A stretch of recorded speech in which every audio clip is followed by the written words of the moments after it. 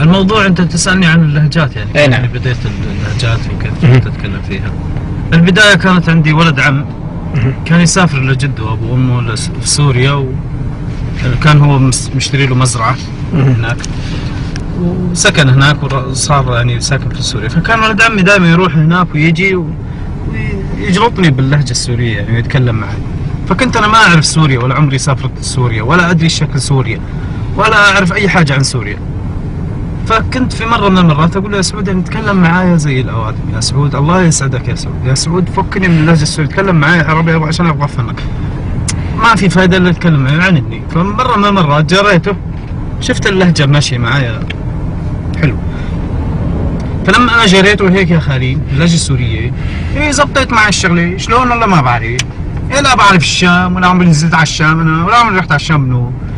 وجيت مره هيك يعني بعد شيء اسبوع هيك انا عم جاري، ففت على ناس من اهل الشام يعني بمحل شاورما، وكمان هن ما صدقوا بنوب يعني قالوا لا امك من الشام ولا ابوك من الشام ولا قعدت بالشام شي 10 سنين ولا قعدت مع شوان لا بتعرف شي بالشام. شلون عم تحكي؟ ينعمل قلبك يا والله هيك حكوا لي. وبعدين انا رحت هيك يعني اشتغلت بمسرحيه، وكانت اول عمل مسرحي لإلي كان قدامي 1000 واحد يعني هيك بس جمهور شو يا خالي مصيبه. فاشتغلت قدامهم يعني هن، وكان التمثيل تبعي باللهجه السوريه على اني انا سوري وشغال هيك. سنة كم كان؟ الكلام هذا يا سيدي قبل يمكن شي 7 سنين.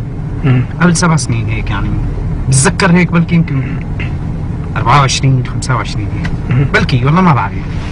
فالمهم يا استاذ انا لما اشتغلت هيك معهم كانت وقت البروفات هيك عم نشتغل، وكان في زلمه قاعد وعم بحكي هيك يعني باللهجه المصريه. طبعا انت تعرف السعودي لما يتكلم باللهجه هي المصريه هيلس برضك وما يعرفش كلمه. فقلت له لا يا حاج قول كده ما تقولش كده. الله شفت اللهجه بسم الله ما شاء الله جميله قوي. طبعا في ظرف اسبوع انا حضرت الماجستير في اللهجه المصريه طبعا، وضربت ناس كتير برضك بومبا ما كانش مصدقين خالص ان انا سعودي، كمان مصريين والله العظيم مش مصدقين، هتضرب في دماغه والله. وكان واحد مصري كمان بيسالني يقول له انت سعودي ولا ايه؟ والله العظيم سعودي اهو الكارنيه بتاعي. قال وكمان تقول كارنيه اللي هي بطاقه، طبعا هنا في السعوديه ملوش كارنيه. قلت له ده الكارنيه بتاعي كمان كارنيه يا راجل انت مش سعودي والله العظيم اقطع دراعي لو انت سعودي.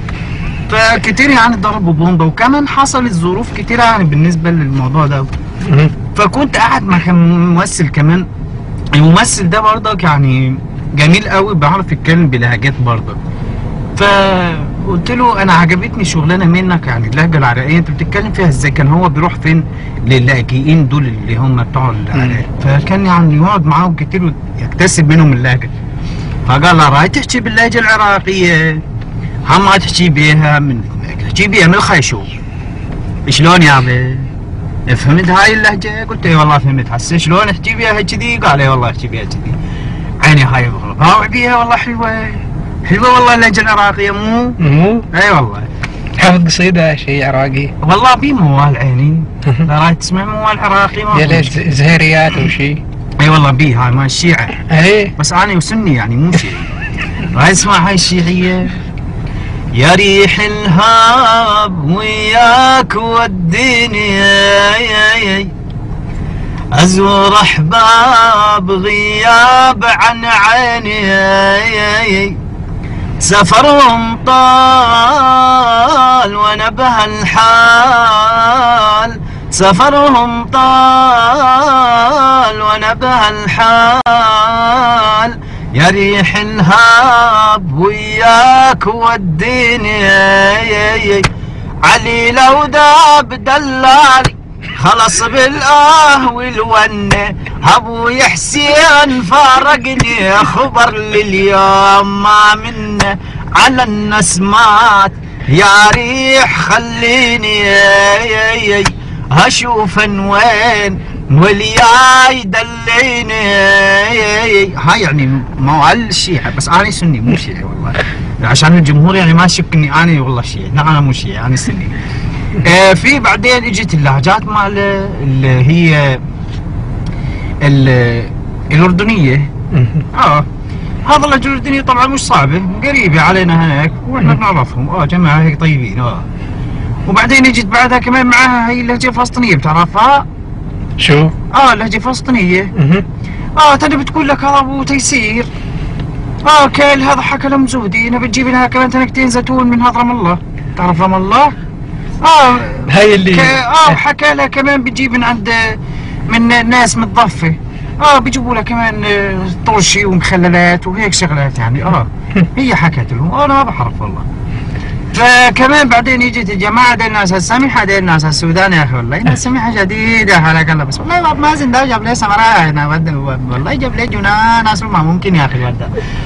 يا اخي ده ما ظريف الباب ده والله يا اخي، ما ممكن والله ما ممكن والله ما ممكن. انا والله ده الموبايل ده كلمت لي الحاجه فاطمه قالت والله ده واد يا اخي جاب لي جنان ده قدر لك الويك والله كسر لي كم يا اخي، الله اسمع عليه والله الله تقول لي مشكله تضرب ليه الواد ده ولا تشوف ليه المشكله، والله ده عمل له جنان يا اخي في دماغه ده، لا جاب لي جنان يا اخي، عمل لي شنو يا اخي عليك الله ما اقول له والله. وبعدين يعني جت اللي هي اللهجه هذا كيف يعني افغاني قلقل وكيف يعني طريقه حق مال ولا سواق ديانا في ولا كيف يعني شيل بيتيخ واشيل شمام واشيل ولا خزرة وبي ولا عندك. وبعدين هو شغل بالليل ولا يسوي خبز تميس ولا بيع عندك هذا في بول قلابة حمص عارف.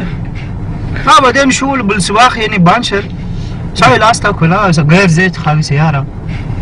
وبعدين يعني جت اللهجات هذه. بعدين اخر لهجة اللي هي جت طبعا هي ضربت السوق كله اللي هي ada mapi ada kulo lazim ada balin ada kulo ada balin ada pi ada sebudi ada kulo yung ada pi iji mustaspa ala sama din ada pi hararo ada doktor kalau lazim si ibra toh mila la sama di mapi sukuna ada kulo ada problema kalam ana sem